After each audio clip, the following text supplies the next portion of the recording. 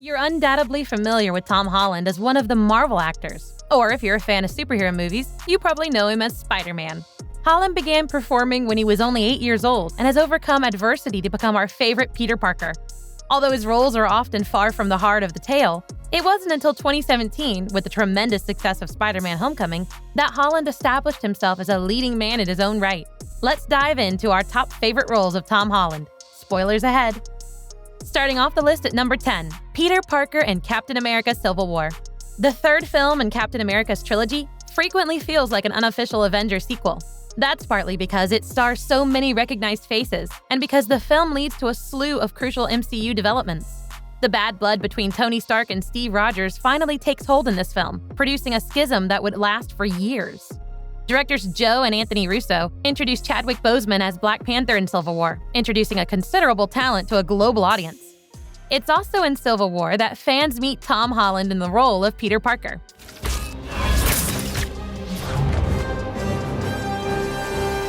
Nice job, kid. Thanks. Well, I could have stuck the landing a little better. It's just a new suit. Wait, it's nothing. Mr. Stark, it's perfect. Thank you. Yeah, we don't really need to start a conversation. Okay. Captain, big fan of Spider-Man. Yeah, we'll talk about it later. Just...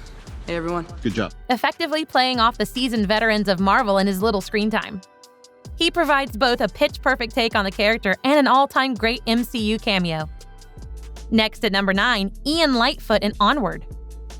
Onward focuses all the qualities that have helped Pixar become such a powerful force in the world of animation. It takes place in a distinct environment, with the plot unfolding as a creative and occasionally frightening journey. And it concludes on a genuinely moving, eminently relatable tone. To be sure, the universe of Onward isn't as thoroughly developed as in some of Pixar's best films. Similarly, the adventure isn't as innovative as earlier films from the studio. However, when it comes to sentimentality, the animated movie excels. The two boys' desire, portrayed by Holland and Chris Pratt, to spend just one day with their father is a tremendous motivator. It also helps that the film's ending is unexpected and quite dramatic. If you're surprised to see that he voiced this role, wait until you see the number 2 in our list. Next in line at number 8, Isaac and How I Live Now. How I Live Now is far harsher than other adaptations of young adult literature published around the same time.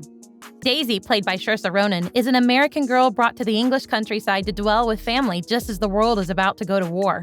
This is depicted unequivocally. A young boy is shot in the head in one scenario. As he crawls to his death, his oozing wound is apparent. The film loses ground in its decision to use these unspeakable tragedies as either a backdrop or an impediment love story of Daisy and her distant cousin Eddie, played by George McKay. The romance is never compelling, yet it becomes the focal point of How I Live Now nonetheless. Holland, who plays Daisy's nephew Isaac, appears to be set up as one of the leads, as he appears significantly in the film's opening scenes. However, by the halfway point, the story has developed into little more than a dystopian twist on Twilight. Holland is both funny and poignant in this film, in which he gives justice to the role as a young kid. Coming in at number 7, Peter Parker and Spider-Man: Far From Home. Following the chaotic and spectacular season finale of Endgame, the sequel to Spider-Man Homecoming works as a season premiere for the MCU. Not only does Spider-Man: Far From Home need to address the seismic events of the last film, but it also needs to move the plot forward. The effort is visible as the sequel begins to feel a touch less lively and quick on its feet than Homecoming. It's easy to think that director John Watts and screenwriters Chris McKenna and Eric Sommers are merely echoing Peter Parker's mood. If the sequel feels a little wrong, if the gags aren't quite as hilarious in the beginning, it's only because Peter is transformed by being snapped back into life, not to mention Iron Man's demise. Far From Home thankfully improves dramatically when Jake Gyllenhaal is revealed to be the film's adversary. Keep watching to learn a fun fact about Tom Holland. Next at number 6, The Novice in Pilgrimage. Pilgrimage allows filmmaker Brendan Muldowney to expose Ireland and Belgium's stunning landscapes where the drama was shot, with scenes of heinous cruelty.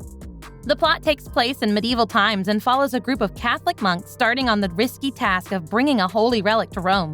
Pilgrimage is significantly more assertive in its second half than its first, raising essential themes about the perils of religious zealotry and the futility of the value so often placed on symbols.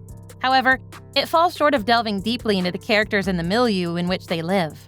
Holland, who portrays a young monk, is an excellent example of this. He gets top billing and frequently appears, though mainly in quiet response shots where he acts as a surrogate for the audience. Still, he lends a certain intensity to the character.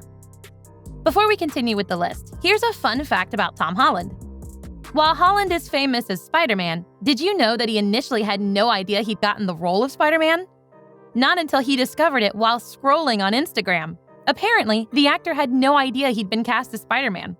When Tom checked the official Marvel account that announced the final casting, he was surprised to see his photo as Spider-Man. What a pleasant surprise. One day, Marvel just posted on their Instagram, go to our website to find out who the new Spider-Man is. And that's it. I just found out online. They didn't call me up or anything. Let's continue with number 5, Arvin Eugene Russell in The Devil All the Time.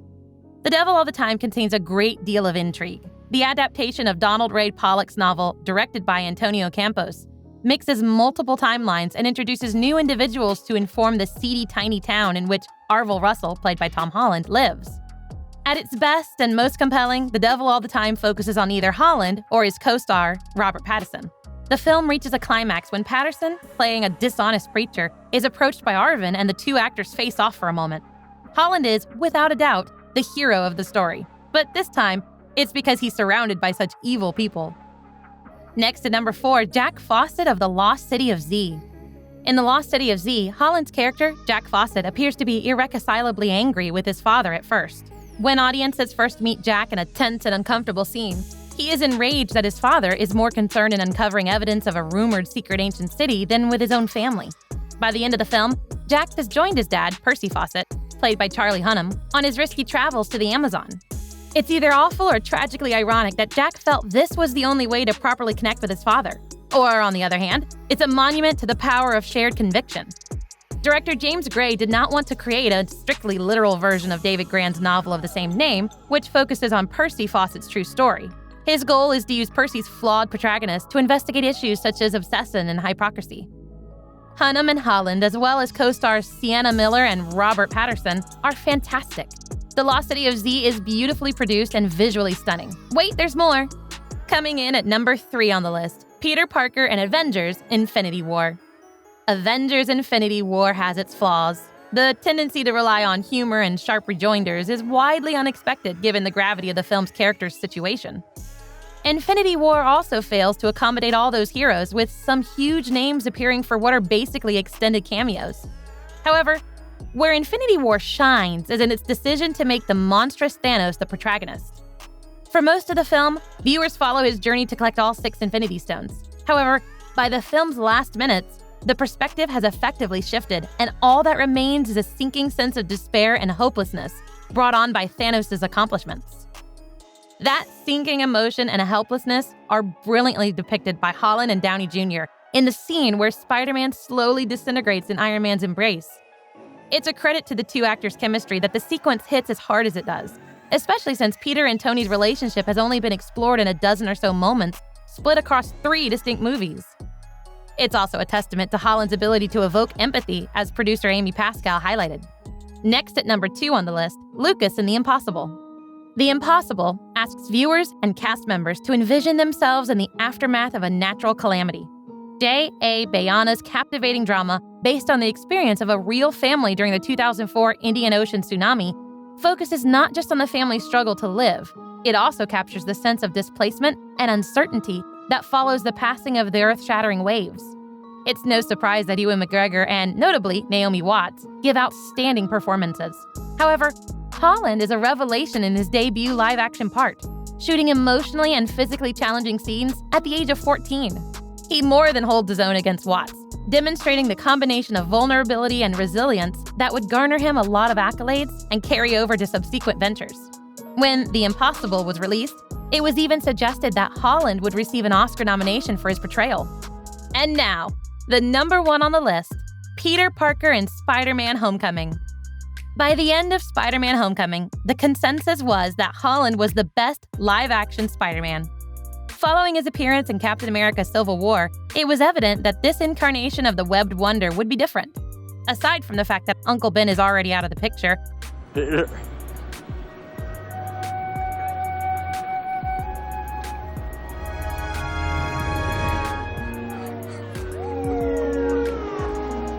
and that the MCU aggressively mocks the idea of reenacting Spider-Man's origin, Peter has no reservations about taking on great responsibility. At least in Homecoming, the main character can't get away from his high school life fast enough.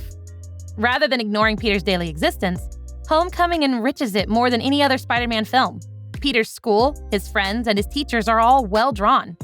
It's safe to argue that the best parts of Homecoming have nothing to do with saving the world or creating the cosmos. It's basically a really, really good teen comedy that flaunts its influences. However, there are many memorable moments throughout Homecoming. From the dependably fantastic ensemble, none more so than a highly terrifying Michael Keaton as Vulture, to the humor and mood-setting soundtrack, this film delivers on all fronts. But none of it works without Holland. His portrayal of Peter is awkward and full of wide-eyed excitement. He is, nonetheless, quick-witted and unfailingly kind. This is exemplified when he decides to save Vulture despite the villain having left him for dead. Another memorable scene is Peter stuck under a pile of rubble, collecting all of his might and admitting that he's still just a scared kid, which Holland portrayed flawlessly.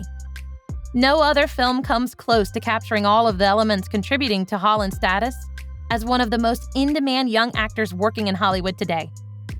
What has been your favorite Tom Holland role so far? Share your thoughts in the comment section below, and please subscribe and hit the like button. You can turn on the notification icon so you don't miss out on any of our incredible videos.